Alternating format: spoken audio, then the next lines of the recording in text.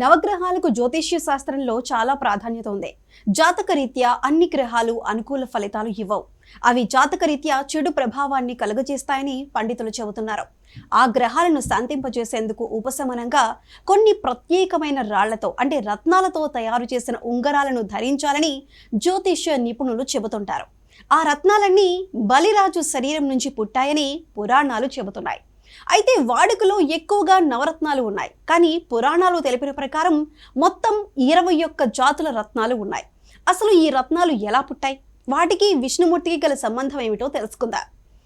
పురాణాల ప్రకారం 15,000 సంవత్సరాల క్రితం బలిరాజు యజ్ఞం చేశాడు. దేవరాజు ఇంద్రుని ఆదేశం ప్రకారం విష్ణుమూర్తి వామన రూపాన్ని ధరించాడు. బలిరాజు తలపెట్టిన యజ్ఞం ప్రకృతి వినాశనానికి అని భావించిన వామన రూపంలో ఉన్న విష్ణువు బలిరాజును 3 అడుగుల నేలను ఇమ్మని అడిగాడు. అప్పుడు బలి చక్రవర్తి ఇస్తానని వాగ్దానం చేశాడు. వామన రూపంలో ఉన్న విష్ణుమూర్తి 1 అడుగు భూమిపై మరో అడుగు ఆకాశంపై పెట్టాడు.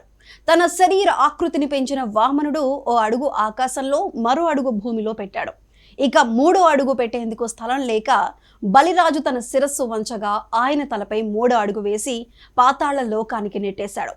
విష్ణుమూర్తి స్పర్శతో పాతాళంలోకి నివసించమని, ఆయన శరీరం మొత్తం రత్నాలతో నిండి ఉంటుందని బలిరాజును ఆదేశించగా ఇంద్రుడు తన ఆయుధంతో బలిరాజు శరీరాన్ని చీల్చాడు. అప్పుడు బలిరాజు శరీరం మొత్తం 21 ముక్కలై భూమిపై పడింది. ఆ ప్రదేశం నుంచి రత్నాలు ఉద్భవించాయి.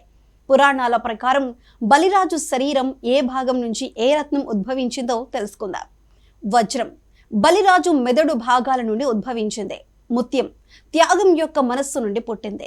రుబి కెంపు బలిరాజు రక్తం నుండి వచ్చింది. పచ్చ బలిరాజు పిత్తమూలకం నుండి వచ్చింది. ప్రవల్ అంటే పగడం సముద్రంలో పడిపోయిన త్యాగం యొక్క రక్తపు బిందువు. పుష్యరాగం బలి మాంసం ముక్కల నుండి. నీలం బలి కళ్ళ నుండి పుట్టింది. చంద్రకాంతమణి తన కంటి పాప నుండి ఉద్భవించింది. గోమేధికం త్యాగం చేసిన వ్యక్తి కొవ్వు నుండి తయారు చేయబడింది. టర్కోయిస్ అంటే బ్లూ స్టోన్ బలిరాజు నరాల ముక్కల నుండి టర్కోయిస్ ఉత్పత్తి చేయబడింది. భీష్మక ఇది రాజులు ధరించే హారంలో ప్రత్యేకంగా ఉండే రత్నం. ఇది బలిరాజు తల నుండి ఉద్భవించింది. మసార్మణి బలిరాజు మలం నుండి ఉద్భవించింది. లాజావర్తమణి బలిరాజు జుట్టు నుండి ఉద్భవించింది. ఉలూక్మణి బలిరాజు నాలుక ద్వారా వచ్చింది.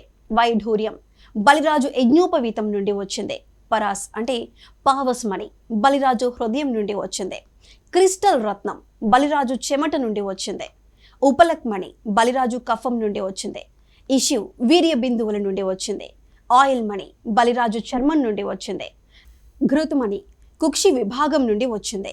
వీటిలో ఎక్కువగా నవరత్నాల్లో ఉపయోగించే ముత్యం, కెంపు, వైఢూర్యం, గోమేధికం, వజ్రం, పగడం, పుష్యరాగం, పచ్చ మాత్రమే వాడుకలో ఉన్నాయి. మిగతా రత్నాలను కృతయుగంలో రాజుల కాలంలో ఉపయోగించారని పండితులు చెబుతున్నారు.